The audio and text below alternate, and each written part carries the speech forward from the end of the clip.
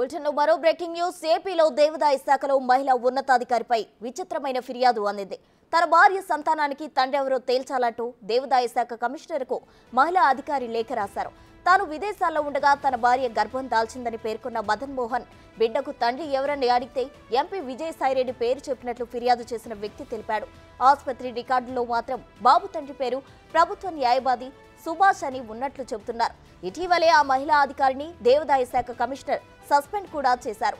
అప్పుడు ఆమె భర్త తన బిడ్డకు తండ్రి ఎవరో తేల్చాలని లేఖ రాయడం సంచలనంగా మారింది.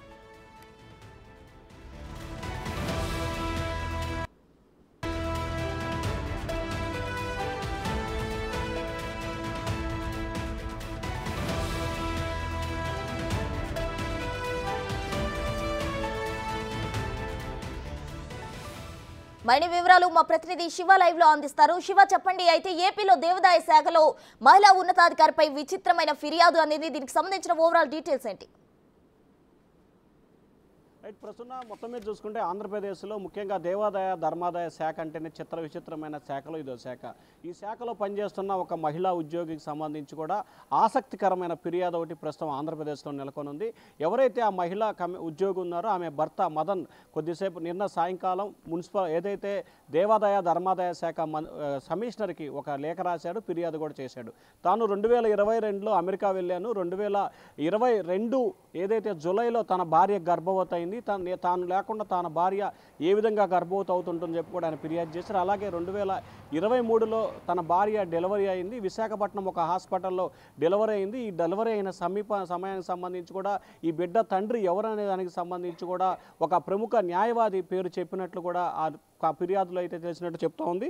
ప్రధానంగా చూసుకుంటే ఎవరైతే ఈ ఫిర్యాదుకు సంబంధించి ఉన్నారో ఆసుపత్రిలో డెలివరీకి సంబంధించి కూడా సుభాష్ అనే వ్యక్తి పేరు, అంటే ఒక న్యాయవాది పేరు కూడా దీంట్లో ఫిర్యాదు చేసినట్టు తెలుస్తూ ఉంది. అయితే అలాగే మొదట తన భార్యను తాను ప్రశ్నించాను. ఈ ప్రశ్నించినప్పుడు ఎవరు ఈ బిడ్డకు తండ్రి అంటే ముందుగా ఎంపీ విజయసాయిరెడ్డి అని చెప్పింది. ఆ తర్వాత విశాఖపట్నం హాస్పిటల్కి వెళ్ళి డెలివరీ రిపోర్ట్స్, అలాగే డెలివరీకి సంబంధించిన వాడిన మందులు, హాస్పిటల్లో బిడ్డ తండ్రికి సంబంధించి ఏం పేరు పెట్టారు ఏంటంటే ఎల్లయ్య పుల్లయ్య అని చెప్పి కూడా ఆయన ఆ లేఖలో అయితే ఫిర్యాదు చేసిన పరిస్థితి కనిపించింది. 2023 ఏప్రిల్లో బిడ్డకి జన్మించినట్లు కూడా ఆయన ఫిర్యాదులో చేశారు. దీనిపై సమగ్రమైన దర్యాప్తుతో పాటు ఆ బిడ్డకి తండ్రి ఎవరో తేల్చాలంటూ కూడా దేవాదాయ కమిషనర్కి కూడా ఒక ఫిర్యాదు చేశారు. ఈ ఫిర్యాదుకు సంబంధించి నిన్న శుక్రవారం కావడంతో ఈరోజు రేపు సెలవు కావడంతో దీనికి సంబంధించి కూడా అధికారులు ఏ రకమైన విచారణ చేపట్టబోతున్నారు ఏంటి అనే ఉత్కంఠ అయితే కొనసాగుతూ ఉంది. సదరు మహిళకి సంబంధించి పుట్టిన బిడ్డకి తండ్రి ఎవరో తేల్చాలని చెప్పి కూడా దేవాదాయ కమిషనర్కి ఫిర్యాదు చేయడం ఒక్కసారిగా ఈ అంశానికి సంబంధించి రాష్ట్ర వ్యాప్తంగా పెను సంచలనంగా మారిపోయిన పరిస్థితి కనిపిస్తూ ఉంది. ఇటీవలే ఆ మహిళా ఉద్యోగిని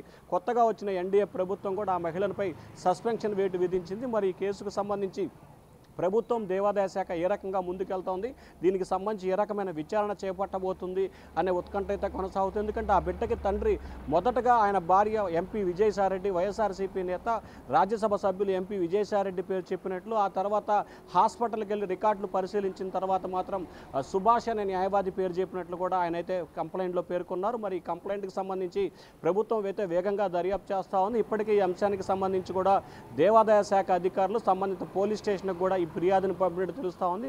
ఈ అంశానికి సంబంధించి కూడా పోలీసులు ఇవాళ రేపట్లో పూర్తి స్థాయిలో విచారణ చేపట్టి దీనిపై కేసు కూడా నమోదు చేసే అవకాశాలు కనిపిస్తూ ఉన్నాయి. ప్రసూన, శివ, అయితే ఈ బిడ్డకు సంబంధించి తండ్రి విషయంలో ఫస్ట్ అయితే ఎంపీ విజయసాయిరెడ్డి నేమ్ చెప్పారు. దీనికి సంబంధించి ఎంపీ విజయసాయిరెడ్డి ఏమైనా రియాక్ట్ అయ్యారా?